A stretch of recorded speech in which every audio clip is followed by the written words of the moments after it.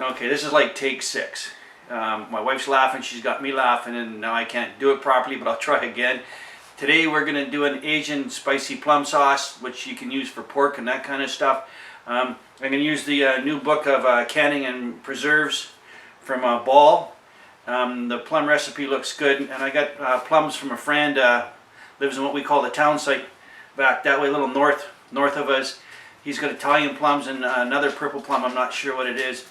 So we're going to use that one to do the recipe. We're going to double the recipe up from the book, and because each batch makes only 4 pints, so we're going to try to do 8 pints out of it, and we'll probably dole some out to like the guy with the plums and another friend, because I like the spicy stuff. So we'll get at it. I'm going to start chopping plums up. So we've been cutting the plums up. The wife, Linda, my wife, right there. My helper, I like to call her my helper because I'm on film. If I did it off film, she'd probably cuff me. And she's my lovely wife. She's been putting the ingredients in. I've been doing cutting the plums up, putting them inside. I'll go over the list in a minute. But one of the things I got to talk about, batteries. If you're going to get into doing this, you got to make sure your battery's charged. The other day I was doing a recipe, the battery died. I've had to stop doing this because the battery died. I scroll out and I forget what I'm doing and the battery dies. So I'll cut a few more plums and I'll show you what we've got in the pot, and list the ingredients, what went into it, and we'll get back to you in 10 minutes while I charge the battery some more. So I got the battery charged a little more. As you can see, I've deflected all the menial labor, as my wife says, onto her. She's just chopping up the last of the plums. They call for a coarse chop in the canning book, but you know, coarse could be anybody's version. So we halved the plums to pit them, then quartered the halves, and then just thirded them, and that's what we get for our coarse chop. And over here is the pot with the mixture in it. So the first 7 ingredients that we got in here are the plums, 3 cups of brown sugar, some rice vinegar, light soy, and grated fresh ginger, and 2 medium onions chopped, and a bunch of garlic that's minced in there. So we have to bring this to a boil and then simmer for 20 minutes. So when that's done, we'll get back to you.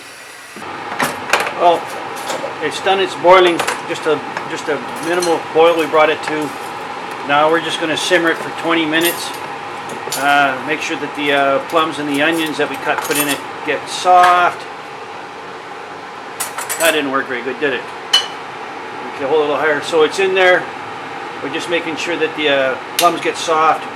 Quite a few more already because they're really ripe. And the onions get soft. Then we'll add the other 7 ingredients. So that's the first 7 ingredients. And in that little bowl is the second set of 7 ingredients, and there's some garlic cloves in there. There's some dried crushed red pepper, fennel seeds, some ground cinnamon, ground ginger. There's a red pepper, ground red pepper, which is cayenne, and some star anise seed. There's a little bit of salt in there, and a little bit of pepper, but you could set to your own taste. We're not really big salt eaters, and ask for a teaspoon. I think we've gone a little less than that. I'm not sure. I'd have to ask my lovely wife what she put in, but yeah, she said she's not telling, so my guess she might not have put any in, or she just put a little bit in. So we got to let it simmer for 20 more minutes, and then we'll add our spices, and we'll let it simmer again, so we'll get back to you then. So it's been 20 minutes at a simmer. Now we got to add the last 7 ingredients and stir them in. And the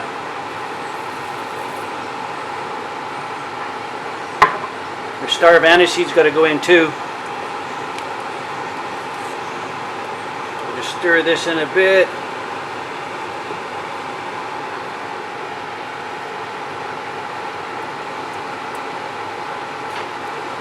And there's our star of anise seed in.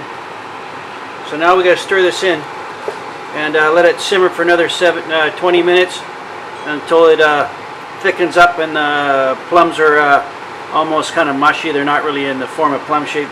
And then we'll start the canning process. So I'll see you back in 20 minutes. Okay, so the plums have done their cooking time, and now we're going to put in the jars. The jars have been washed and sterilized in our dishwasher. All my equipment's been sterilized. So it's just a matter of pouring it in and bringing it within half an inch.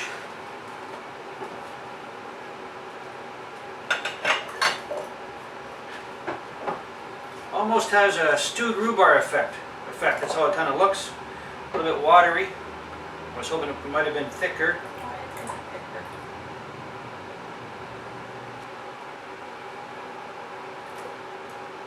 Smells delicious. There was the 4-star Anise. We pulled them out, and they're sitting off to the side, waiting for the garbage bin.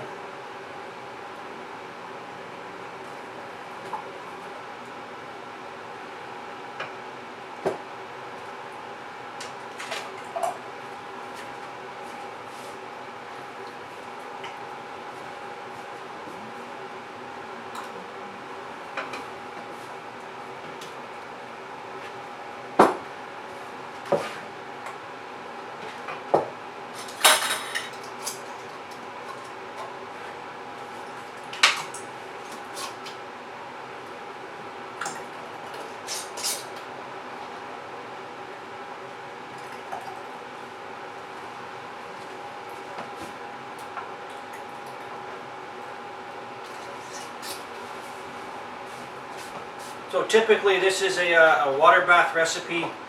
We've had our canner on the stove for a previous canning issue, so we made something earlier, blackberry. So we're just going to use our pressure canner. It's there, it's warm, to do a 10-pound, 10-minute. The water bath, I think they called for a 10-minute water bath, but this is already warm, so we're just going to go this route. And we made 8 pints, so that was 2 batches. We have a little bit left over in here. We're going to just put that in the fridge, and we're just going to use it as we go. So when we're done processing, we'll show you what the process jar looks like. So this is my new canner. The kids and my wife got it for me for my birthday, so the wife's just practicing putting the lid on. This is an All-American 930. It will hold 14 quarts. Then just turn the way you had it, sweetie. There you go. Now spin the tops up.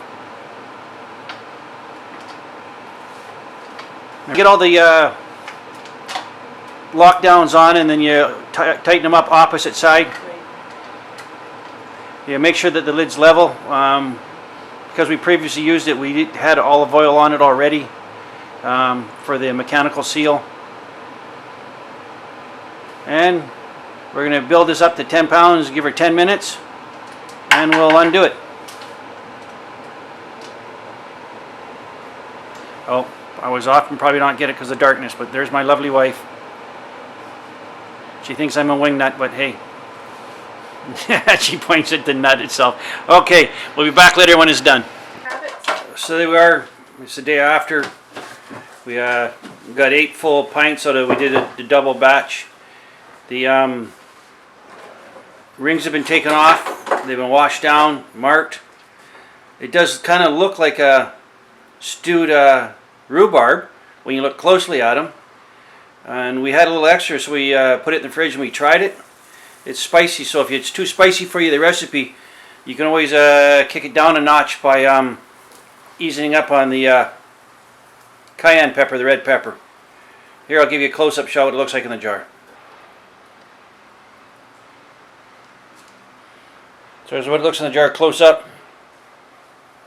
So again, the recipe was the Asian spice plum sauce, and it came out of the New Ball Book of Canning, page 186.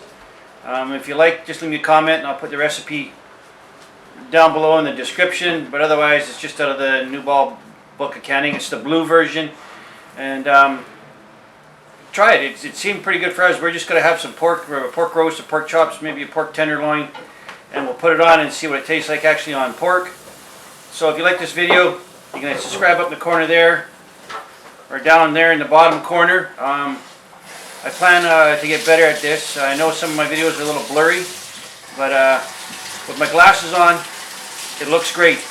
And to put it on the computer, it looks blurry. So me, the glasses, the camera, and the computer, we need to have a discussion on what focus is without the glasses so I can get this right for you guys.